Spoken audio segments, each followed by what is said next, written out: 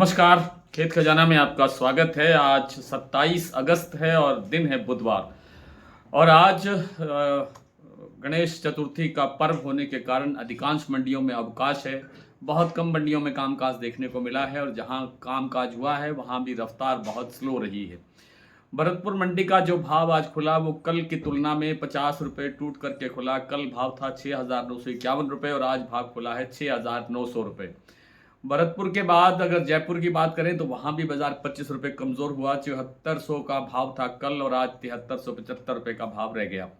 जबकि अन्य मंडियों में लगभग बाजार स्टेबल बना हुआ है। प्लांटों की बात करें तो गोयल कोटा का जो प्लांट है वो 7200 रुपये पर स्टेबल है। सलोनी ने सुबह 25 रुपये बाजार कमजोर किया था, 7,950 रुपये का लेवल बन गया था, लेकिन अभी अभी कोई 2 मिनट पहले ही उन्होंने फिर से 25 रुपये बाजार सुधार करके 7,975 रुपये कर दिया है। इसी प्रकार से जो शारदा क्षमा करें बीपी आगरा का जो प्लांट है वहां भी 25 रुपये बाजार सुधरा है। 7675 रुपये का लेवल बन गया है, जो सुबह 7650 रुपये खुला था या कल भी इसी भाव पर था। तो कहने का तात्पर्य ये है कि अभी जो मंडियों के अंदर स्थिति बनी हुई है, विदेशी तेलों पर के अंदर भी थोड़ा मंदा चल रहा था और जो विदेशी तेल हमारे यहाँ आ रहा है सरसों तेल के नाम पर या कैनोला तेल के नाम पर, उसका एक प्रेशर बना हुआ था।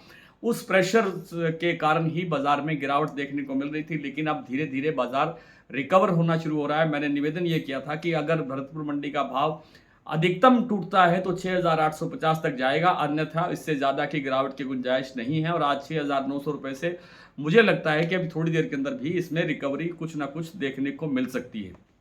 हालांकि एक बार बाजार 6,875 हुआ है, आज भी हुआ है, और उसके बाद फिर बाजार रिकवर हो गया। जैसे ही सलोनी ने 25 रुपये बढ़ाया तो बाजार फिर से 6,900 के लेवल पर आ गया। तो आने वाले दिनों के अंदर आमदन बढ़ने का तो कोई खाना नहीं है, कोई कारण नहीं है, कोई किसी तरह से आमदन बढ़ने की कोई गुंजाइश नहीं है। और जो पूरा का पूरा जो सीजन है वो खाने के तेलों की खपत बढ़ाने वाला है।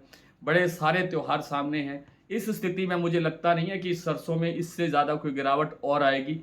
अब बाजार के अंदर थोड़ी बहुत रिकवरी आनी चाहिए।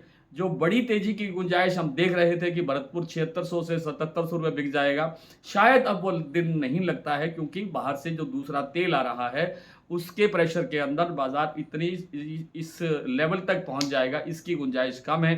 फिर से बाजार एक बार 7,000 बनना चाहिए भरतपुर मंडी का भाव, फिर उसके बाद फिर आगे की स्थितियां देखेंगे कि क्या बनता है।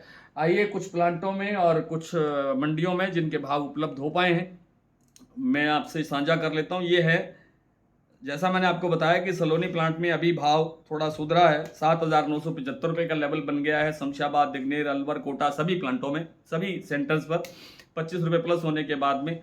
और जो शारदा का प्लांट है वहां पर कल से ही नो बाइंग का, यानी कोई खरीद नहीं करने का बोर्ड लटका हुआ है। बीपी आगरा ने अभी 25 रुपये बढ़ाया है, 7675 रुपये का भाव बन गया। गोयल कोटा 7200 पर स्टेबल है। बूंदी और अलवर जो अडानी के प्लांट है वहां पर 25-25 रुपए की गिरावट सुबह ही दर्ज हो गई थी। बूंदी का भाव है 7400 रुपये और अलवर का भाव है 7325 रुपये। मंडियों की बात करें तो भरतपुर का मैंने आपको जैसे विस्तार से बता ही दिया, 6,900 रुपये का लेवल फिर से दोबारा बन गया है।